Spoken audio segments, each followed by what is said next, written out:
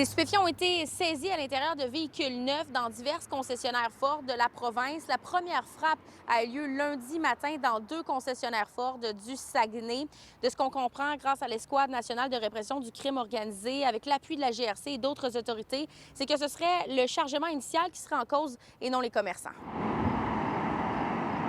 La drogue était présente sous forme de paquets dans des véhicules pour ensuite être envoyée dans des concessionnaires. Mais initialement, ces véhicules-là sont arrivés par train, d'où la raison pour laquelle la police du CN collabore avec nous. Je dirais qu'à l'heure actuelle, on parle d'environ une dizaine de véhicules. Probablement que les véhicules sont arrivés d'un autre pays. Ce n'est pas les concessionnaires qui importent eux-mêmes les véhicules. Ils les reçoivent de la part des manufacturiers pour les vendre ensuite aux Québécois. Notre procédure normale, c'est de vérifier le véhicule lorsqu'on le reçoit.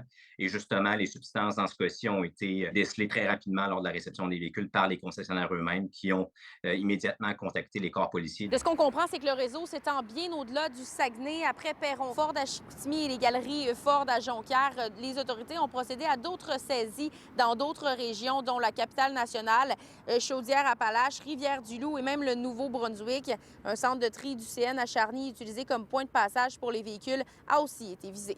Évidemment, les enquêteurs, par leur expertise, ont une très bonne idée de quelle drogue il pourrait s'agir, mais ceci doit être confirmé là, par Santé Canada. Donc, de poursuivre notre enquête pour savoir, oui, ultimement, qui aurait mis cette drogue-là et à qui elle était destinée aussi.